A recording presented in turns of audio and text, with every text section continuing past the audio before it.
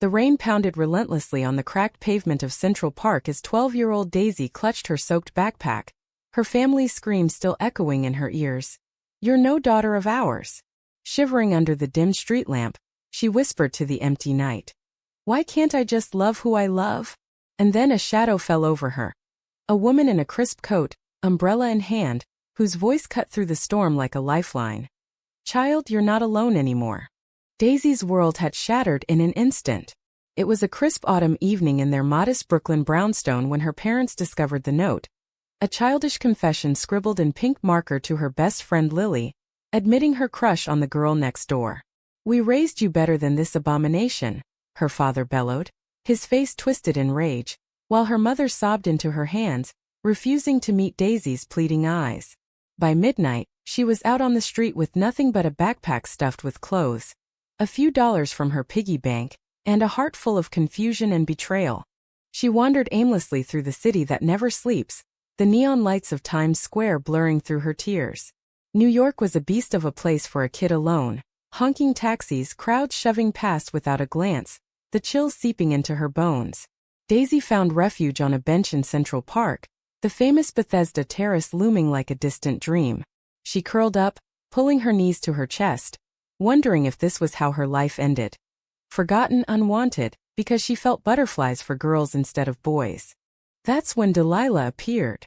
Delilah Montgomery, a self-made tech millionaire in her mid-30s, was taking her usual late-night stroll to clear her head after a grueling board meeting at her Manhattan headquarters. Her company, Innovate Her, specialized in apps empowering women in STEM, but her personal life was a void. Divorced from a loveless marriage to a man she'd married to please her conservative family, she'd long suppressed her own attractions to women. Spotting the huddled figure, Delilah's instincts kicked in. "Hey kiddo, you okay?" she asked, her voice soft yet commanding like the CEO she was. Daisy looked up wide-eyed at the woman with sharp features, warm brown eyes, and a presence that screamed success. My parents kicked me out," Daisy stammered, the words tumbling out in a rush. Delilah's heart clenched. She'd heard stories like this in LGBTQ+ support groups she quietly attended. Without hesitation, she draped her coat over Daisy's shoulders. "Come on, let's get you warm. I'm Delilah. What's your name?" They ended up at a 24-hour diner on Fifth Avenue, where Delilah ordered hot chocolate and pancakes. As Daisy devoured the food, the story poured out, the note, the yelling, the door slamming shut. Delilah listened, her own memories surfacing. The college girlfriend she'd hidden, the family expectations that forced her into a straight mold. "You're brave, Daisy," she said finally. "Braver than I was at your age. You don't have to face this alone." By dawn, Delilah had called a lawyer friend and arranged temporary foster care through connections, but she couldn't let go. She visited Daisy daily at the group home in Queens, bringing books, clothes, and stories of strong women who'd overcome odds. Daisy, with her curly auburn hair and freckles, reminded Delilah of her younger self. Curious, resilient, but scarred. Over weeks, Delilah petitioned for guardianship, her wealth and influence smoothing the bureaucratic hurdles. The judge, moved by Delilah's affidavit about her own hidden struggles, granted it. Life in Delilah's penthouse on the Upper East Side was a whirlwind. Marble floors, floor-to-ceiling windows overlooking the city skyline. A personal chef. Daisy felt like she'd stepped into a fairy tale. But beneath the luxury, bonds formed. Delilah taught her coding on weekends, enrolling her in a progressive private school where diversity was celebrated. Daisy blossomed, joining the school's GSA Gay Straight Alliance, making friends who understood her. Yet shadows lingered. Daisy's parents filed for custody reversal, claiming religious rights, dragging them into court. "She's our blood," her mother testified tearfully, but the hypocrisy stung. They hadn't searched for her that rainy night. Delilah stood firm, her lawyers dismantling their case. Victory came, but at a cost. Daisy's trust in family fractured deeper. As years passed, their relationship evolved. Delilah became mentor, confidant, a surrogate mother figure. But subtle shifts emerged. Daisy's admiring glances, Delilah's protective touches that lingered a second too long. By Daisy's 16th birthday, celebrated with a rooftop party under twinkling lights, something unspoken hummed between them. Delilah gifted her a necklace with a tiny circuit board pendant, symbolizing strength and vulnerability. "You've changed my life, kid," Delilah whispered, her voice thick with emotion. Daisy hugged her tightly, inhaling the scent of lavender and success. "You saved mine." In that moment amid the city lights, the first seeds of romance planted themselves quietly, waiting for time to nurture them. High school flew by in a blur of achievements for Daisy. Under Delilah's guidance, she excelled in computer science, winning hackathons and scholarships. Delilah's world opened doors.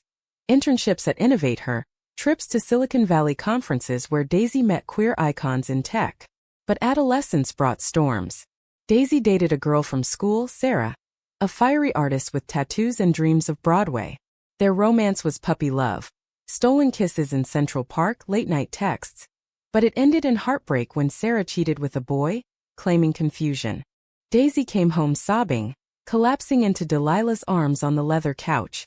"Why does everyone leave me?" she cried. Delilah held her, stroking her hair, her own heart aching.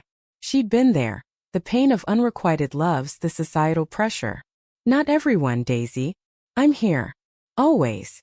That night, as Daisy fell asleep on her shoulder watching old rom-coms, Delilah realized her feelings had deepened beyond guardianship. Daisy was no longer the child on the bench. She was a young woman, vibrant and full of potential. But Delilah buried it, the age gap, the power dynamic. It was impossible. College beckoned. Daisy chose NYU, studying AI ethics, commuting from the penthouse to save costs, though Delilah insisted on a dorm for independence. Freedom brought parties, new friends, and explorations of her identity. She joined queer clubs, attended pride parades in rainbow gear, feeling empowered. Delilah watched from afar, proud but lonely, her own dating life stagnant. She tried apps, blind dates set by friends, but nothing clicked. Her ex-husband remarried, sending passive-aggressive invites to events, reminding her of the facade she'd escaped. One winter break, tension simmered. Daisy brought home a friend, Mia, a fellow student with a sharp wit and similar backstory, disowned for being bi. They studied together, laughed over takeout, but Delilah felt a pang of jealousy she couldn't name. "Mia's great," Daisy said one evening, as they decorated the Christmas tree with tech-themed ornaments. "She gets me." Delilah forced a smile. "I'm glad." But later, alone in her study, she stared at photos of them through the years. Daisy at 12, scared. At 18, graduating with honors. When had admiration turned to love? She confided in her therapist, a wise woman in Brooklyn. "It's wrong. She's like family." The therapist challenged. "Or is it real?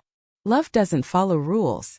Fate intervened at Daisy's 21st birthday gala, hosted at Delilah's Hamptons estate. Guests mingled under string lights, jazz playing softly.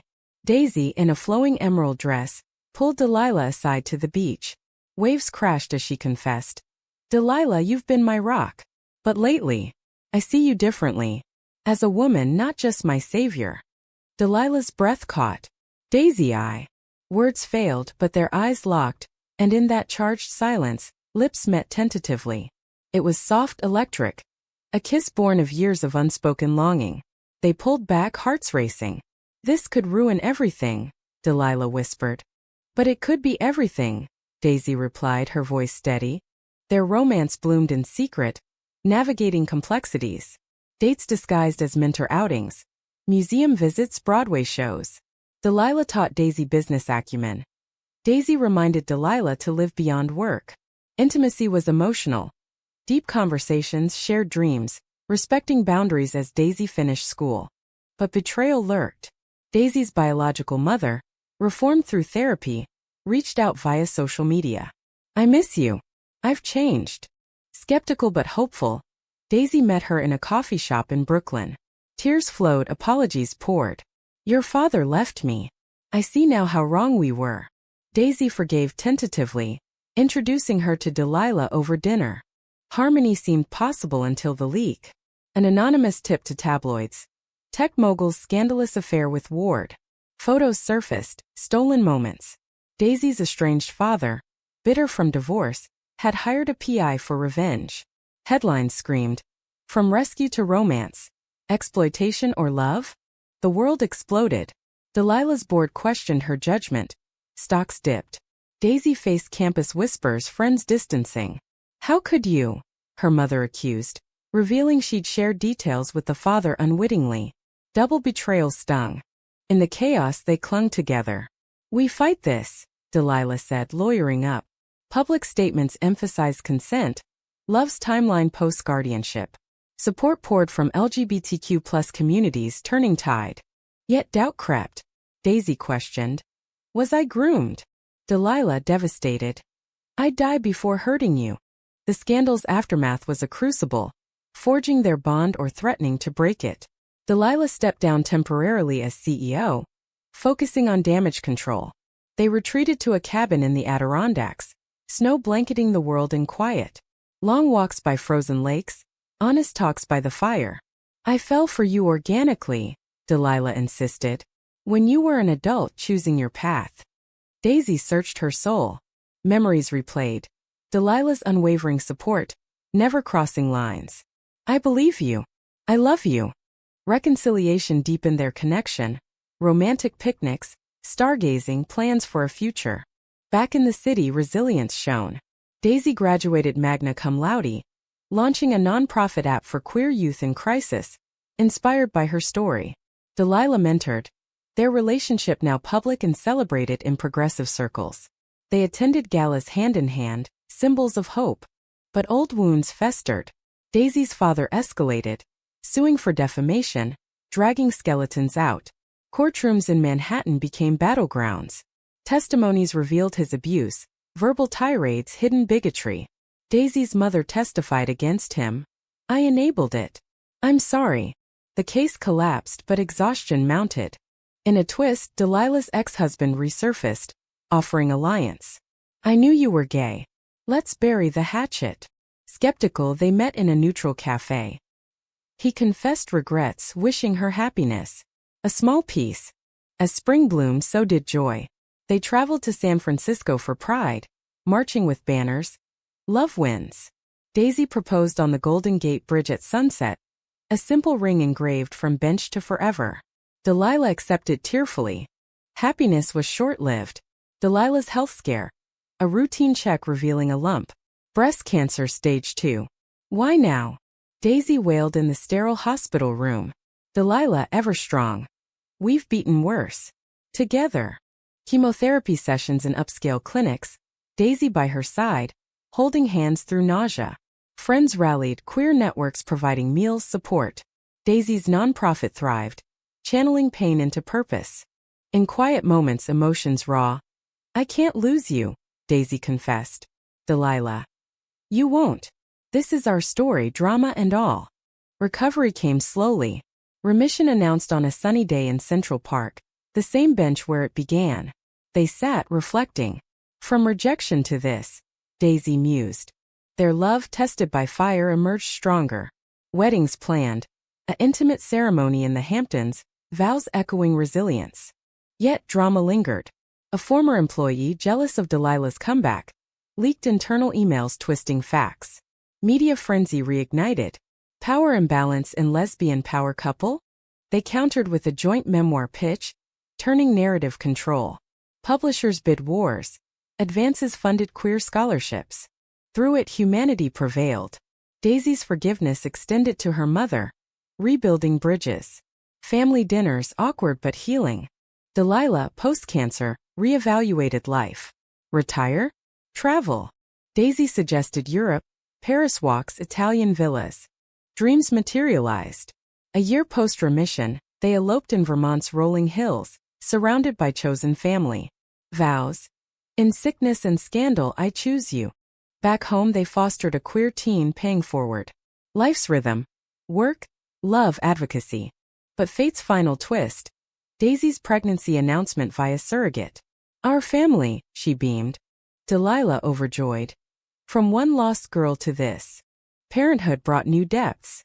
Their daughter Lily, named after Daisy's childhood crush, arrived via surrogate, a bundle of joy with Delilah's eyes and Daisy's spirit. The penthouse transformed. Nursery with tech gadgets, baby monitors synced to apps. Sleepless nights bonded them further, trading shifts, sharing whispers of wonder. Daisy's nonprofit expanded nationwide, Hubs in major cities offering shelter, counseling.